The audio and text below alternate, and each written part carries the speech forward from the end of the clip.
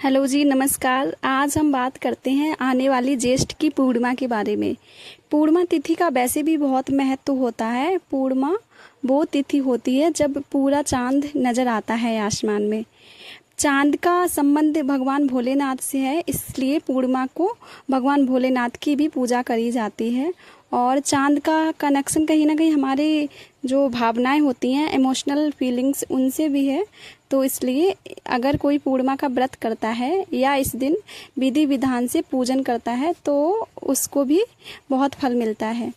पूर्णिमा के दिन सत्यनारायण की कथा करना भी पुराणों में बहुत इसका महत्व बताया गया है और ये काफ़ी पुराने टाइम से चल रहा है। तो पूर्णिमा के दिन आप सत्यनारायण भगवान की भी पूजा कर सकते हो और भोलेनाथ की भी पूजा होती है।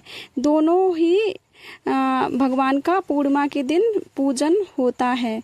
पूर्णिमा तिथि का बहुत ज़्यादा महत्व इसलिए भी है कि इस दिन पूरा चांद होता है, तो इसका और ज़्यादा महत्व बढ़ जाता है। जिसको भी थोड़ा डिसीजन लेने में या जिसको भी थोड़ा इमोशनली कुछ प्रॉब्लम रहता है, वो पूर्णिमा का व्रत कर सकता है। एकादशी से लेके पूर्णिमा तक का टाइम जो होता है वो बहुत ज़्यादा महत्वपूर्ण होता है।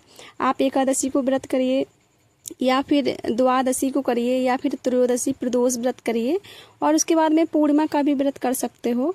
ये बहुत अच्छी तिथियां होती हैं। तो सबसे पहले ये तो मैंने व्रत की जो महत्व होता है वो बात की मैंने। अब इसको करना कैसे है वो बताते हैं। आप सुबह स्नान कर लीजिए पूर्णिमा के दिन, और हो सके तो आप कोई सफ़ेद कलर के वस्त्र धारण करिए। नहीं है तो जो आपके पास हो वो आप वो कर सकते हो। उसके बाद में आपको संकल्प लेना है स्नान करने के बाद में कि मैं आज पूर्णिमा का व्रत करूंगी पूरे विधि विधान से, और मेरा ये संकल्प है। आप संकल्प ले लीजिए। उसके बाद में अपना व्रत धारण करिए, सूर्य भगवान को जल चढ़ाइए और उसके बाद में पूर्णिमा का व्रत, जितनी पूर्णिमा आपको रहना है आप उतनी पूर्णिमा के व्रत का संकल्प ले सकते हो। और उसके बाद में आप फलाहार करके व्रत रहिए, फल का ही सेवन करिए, जल और फल का। तो ये बहुत अच्छा रहेगा। शाम के समय पर आपको जब चंद्रमा निकलता है, पूरा चांद निकलता है पूर्णिमा के दिन, तो आपको चंद्रमा को अर्घ्य जरूर देना है। जैसे सुबह सूर्य भगवान को देते हैं उसी तरीके से आपको शाम को पीतल के पात्र में या फिर चांदी का कोई भी पात्र है आपके पास में, तो उसमें थोड़ा सा दूध, जल और गंगा जल डाल के चंद्रमा को अर्घ्य जरूर देना है, उनकी आरती पूजा करनी है। तभी पूर्णिमा का व्रत सफल और पूर्ण माना जाता है।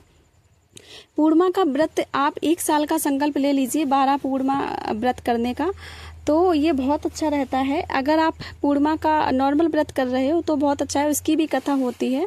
अगर आप सत्यनारायण की पूजा कर रहे हो, सत्यनारायण की कथा करा रहे हो, तो सत्यनारायण भगवान की भी कथा होती है।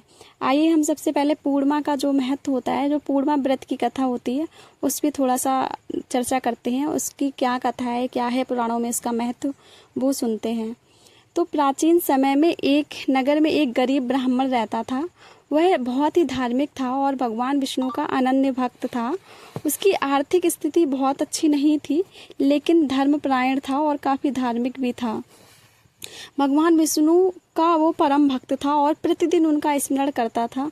कुछ भी उसके पास कमी हो, आर्थिक समस्या हो, लेकिन उनका स्मरण वो कभी नहीं भूलता था। एक दिन उनके घर पे एक महात्मा आए और उन्होंने उनका महात्मा का ब्राह्मण का आदर सत्कार किया, उसने और उसकी पत्नी ने। तो वो प्रसन्न हो गए महात्मा, और उन्होंने कहा कि यदि तुम पूर्णिमा का व्रत पूरी श्रद्धा और भक्ति से करोगे तो तुम्हारे सारे कष्ट दूर हो जाएंगे। जो तुम्हारे जीवन में आर्थिक समस्याएं हैं उनका कोई ना कोई हल जरूर निकल आएगा। क्योंकि पूर्णिमा तिथि कहीं ना कहीं माता लक्ष्मी और भगवान विष्णु को समर्पित है, तो माता लक्ष्मी की भी असीम कृपा इस दिन पूजा करने से मिलती है।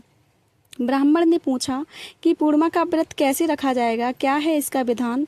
तो महात्मा ने उनको पूरा विधि विधान बताया और बताया कि आप अपनी सामर्थ्य के अनुसार उनकी पूजा करो, भगवान विष्णु की, भगवान भोलेनाथ की। और फिर उसके बाद में आप दान भी कर सकते हो, दान करिए जितना आपसे संभव हो सकता है।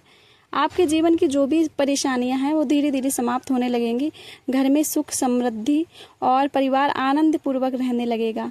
कहा जाता है उस ब्राह्मण ने उसी दिन संकल्प ले लिया और जब पूर्णिमा आई तो उसने व्रत धारण किया। और वो पूर्णिमा ज्येष्ठ की पूर्णिमा थी, इसलिए उसने ज्येष्ठ की पूर्णिमा से ही इस व्रत का प्रारंभ किया। और फिर यथासंभव जितना हो सकता था उसने भगवान विष्णु को दान दिया, भगवान विष्णु का पूजन किया और जो भी उससे हो सकता था वो दान किया। और इस पूर्णिमा का संबंध कहीं ना कहीं बट वृक्ष से भी है, तो आप बट वृक्ष की या फिर पीपल के वृक्ष की परिक्रमा भी कर सकते हो। 108 परिक्रमाएं या फिर जितनी भी परिक्रमाएं हो सकती हैं आप उतनी कर सकते हो।